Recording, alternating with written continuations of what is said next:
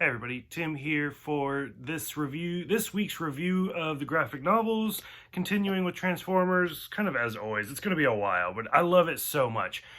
IDW Phase 1 Volume 6, Bumblebee. I kind of brought it up last week where Volume 5 had Starscream on the cover, and instead of being like the gray, it was red. Well, Bumblebee's continuing the tradition, being yellow now. And it's kind of interesting, like as we keep going, you'll see the covers get more and more like extravagant. So it's really well done. So lots going on in this one, mostly all about Bumblebee, so it's not a coincidence that he's on the cover. But I don't know, I liked it and I didn't. It is kind of that first, like I said, it's the new series. It's the new ongoing series. When they did things like the first few limited series, they were limited. They were all just the little 6 shots. Whereas now they didn't really, I am assuming they didn't have an ending in mind. It was just this ongoing series until it wasn't going. And so it is what it is. It kind of starts out a little rough, but I feel like a lot of series do. And then as you can tell, there's multiple series in this. So they're doing what they always do, where they have like their main arc, and then there's subtle stories below it, but they all combine. Like, it's actually really impressive to see like how many different storylines they can combine all at the exact same time. Like, if you actually get Transformer, well, I mean, they don't do it as much anymore. But when this was coming out, when you got Transformers, like, in your box every Tuesday and stuff, like, it wasn't unusual to get, like, a stack of comics. And they're like, oh, they all came out, go for it. So the first one starts out with Transformers issues 1 through 6. Like I said, it's basically the passing of the baton. They want to do something different. They want to do something new. And how do you go about doing that? And so the opening scene, like, to do something new, they start with something old, with like, freedom is the right of all sentient beings. And it's like, okay. We find out that it's been 2 years since Volume 5, since All Hail Megatron. It's already been 2 years, which is a big jump. What gets me is how it's a long time. Like, for humans and everything, I get it. Like, that is kind of a long time. They're rebuilding cities and stuff like that. But there's, like, different parts where, like, the Autobots are just like, Optimus, let's go. It's done and it's over with. Okay, you guys are, like, hundreds of years old, thousands of years old, millions of years old. And, like, why are you in a hurry? Like, 2 years is a blink of an eye. So, like, literally, they could just sit there for 2 years and just not even move and be like, okay, no big deal. Like, who cares? So it just seems really odd to me that, like, everybody's pushing. Like, the war's over. Let's go. It's been 2 years. How do you even know it's over? So, stuff like that. We get Spike back in the Freedom Watch, Skywatch. So that's great. Hot Rod is kind of doing his own thing. He really wants to lead, so he takes his own team, and they just leave. They're out. Because Optimus surrenders. Well, we see Hot Rod lead a team, getting Ironhide killed, who was very sad. Ironhide's one of those, he hasn't been in the comics a lot, but he, like, knowing him from the original series, when he gets shot, it was kind of a big moment. This being a comic book, this being Transformers, he's going to come back. You know he is. So, but after that, watching Optimus surrender, and that's the part where Optimus is like, no, maybe I need to do something different. And just some of the dialogue, I'm not going to lie, is really cheesy. Like Optimus and Spike being like, I've led people for thousands of years, and you can do it better, and you're like 45 years, your single lifetime. I was like, no, not really. I mean, maybe you need to change or something. And that's not even Transformers. Like, you see that in all sorts of media, TV shows, movies, everything, where they're like, how are humans so impactful? Like, even Doctor Who, where aliens are just trying to kill us, and you go to the end of the universe, and guess what? Humans are still hanging on. So, I don't know. It's a little over the top for me. We see Omega Supreme, which is great. He's not willing to take Hot Rod off the planet. Him working with the Decepticons, like, you already know. As soon as he starts talking to them, you're like, this is going to be bad. And, of course, Bumblebee's voted in as the leader. So I was like, okay, I mean, it's all kind of coming full circle. Bumblebee is a great leader. And this is carried on into the cartoons, like Robots in Disguise and stuff. And then, of course, shit hits the fan when Ultra Magnus shows up, which he's so over the top as a cop that I just love Ultra Magnus. Like, I don't remember him being that much in the animated series, like as hardcore as he is in this. But then, like, they have to, like, basically break it down. Like, dude, who are you reporting to? Because there's nobody here. There's nobody around. And it makes sense. Like, it's a thing.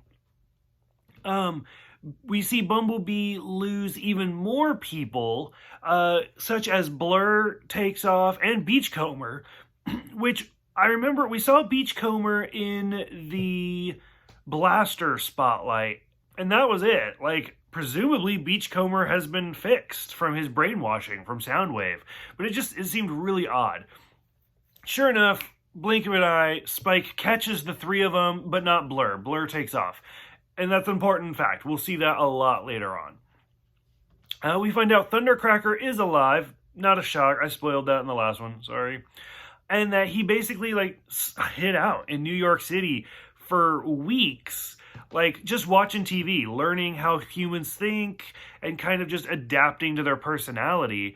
And it's great. This is those first steps to part of the reason I love Thundercracker. I think he's such a great character, and this is those first steps to why.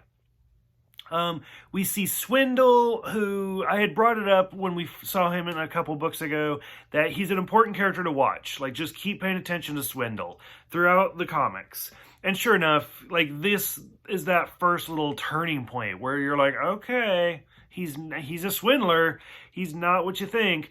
And sure enough, he starts the Rodimus Prime, which, like, going back to the original series, and when Optimus died and Rodimus got the Matrix of Leadership, becoming Rodimus Prime, it's a nice little shout out. But on the same token, like, when we see Hot Rod or Rodimus, like, I don't hear Judd Nelson's voice. I don't see that personality. So it's very, very different. And basically them just standing up to Magnus, like I said, about, like, who are you reporting to? There's nobody here. Spike has a great line, a great reference to, he's like, I'm going to go off the grid. Don't call me unless there's a giant robot trying to eat the planet. Clearly a shout out to, I just lost his name. I'll come back to it. Orion. It's not Orion. Anyways, clearly a reference to the original movie. And it's a great shout out. It's a great reference. Absolutely loved it. Can't believe I didn't write it down. Oops, my bad. All I can think is Orson Welles. So anyways, and then of course, like, he's driving around Unicron. There we go. It's a shout out to Unicron.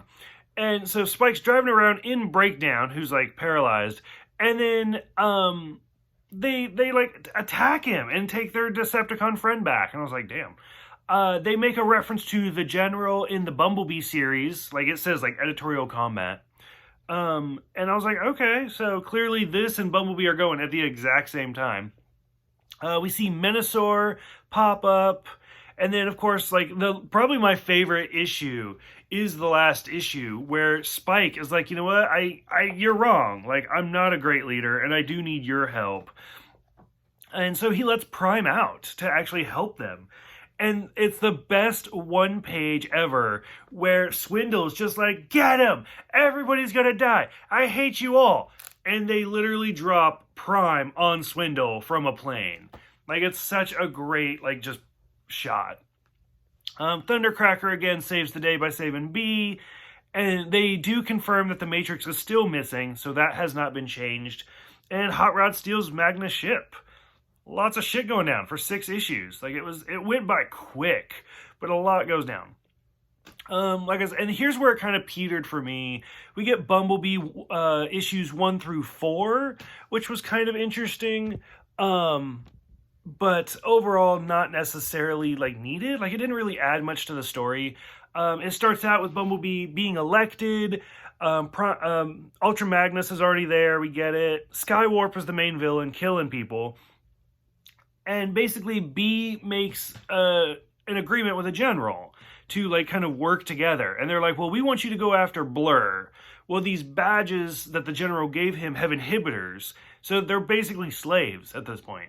And so I think it was Cliffjumper, like, gets paralyzed into his car form.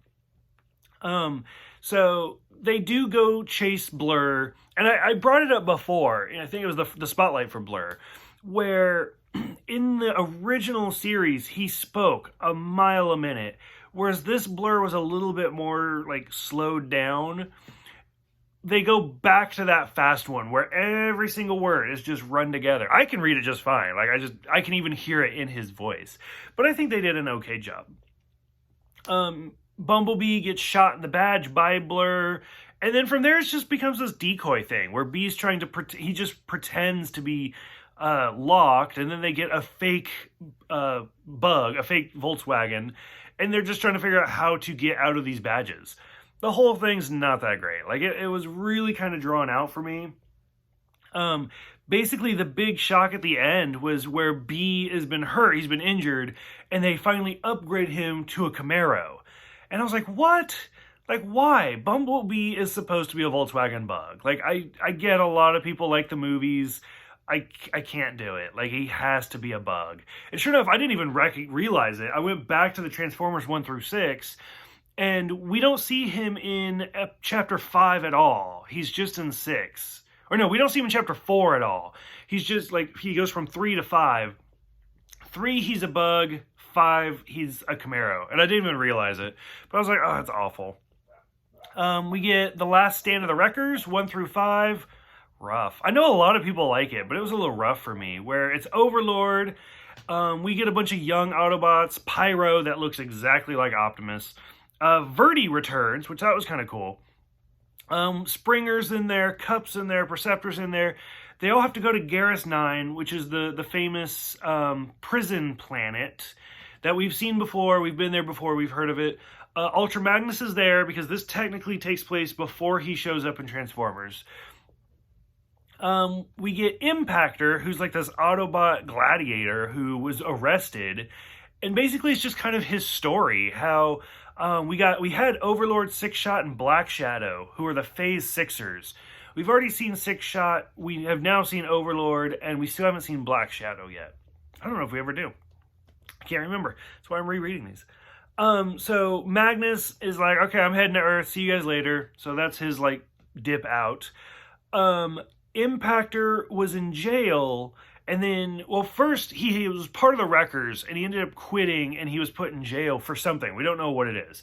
We finally get the wreck and rule quote, motto, whatever, and we learn a little bit about Aquitas, I think is how you say it. Don't know what it is. Perceptor has my favorite line where he's like, hold my legs, I feel the urge to shoot. And so somebody just drops him out of a plane holding him, and he's just killing everybody. If it had been on one page, I probably would have showed you, but it's broken up, so it's still amazing. I love Perceptor so much. We get Shockwave, because the last time we saw this, we saw Ultra Magnus, and he brings Shockwave, and he brings Grimlock, and he's going to the planet. So we get Shockwave back. One of the Wreckers, I didn't write down who it was, has the best line where he's like, Wreckers, combine! They're not combiners. So he's like, oh, I thought it was funny. And it was really good. They do bring up Grimlock, but he's not there. He escaped somehow. We find out that Aquitas is a supercomputer that it's basically just a jury. Like, it was so over the top. And everybody's like, it's so big. Why is this computer so big? And Verdi has the best line ever of like, why are Transformers a bunch of size queens? I was like, that's amazing. We get Impactor. So we find out that Impactor at first, like, shot through one of his teammates, and then basically, I think it was Springer, and like shot a bunch of Decepticons, basically shooting the hostage. And it's like, but it worked. And then it turns out that that's not what it was. Like, the Decepticons were prisoners, and they were supposed to surrender them. But he was like, no, fuck that. And he just killed them all. Like, I boiled that way down. But if you guys read it, you'll get it. And it's fantastic. It's really well done. It's kind of a rough scene when Overlord is just taking out the Autobots. And he literally rips Springer's face off. And then the whole thing, like him when he's burned and everything, it just goes forever. Like, this book did not need to be as long as it was. And then finally, the last one of Spotlight for Prowl. was okay. It's just Prowl hiding out as a cop car for like 8 months. Like, that's literally about it. So, overall, I liked it. It's a good start. It's not perfect, but it is a good start. I'm still super excited, looking forward to going through the rest of them. So, for those who have read it, like, what did you guys think about Transformers restarting? What did you think about the Bumblebee limited series, the Wreckers limited series, which we will see the Wreckers again. They get sequels to this one. And then, of course, the Spotlight. So, I love doing these reviews with you guys. I mean, I'm going to read these books regardless, so I might as well try and talk to people about them. So, if you've seen it or if you've read it, what do you think about it? What characters are you hoping shows up? Which characters are you sick of? Let me know, and I'll see you guys next time for Volume 7.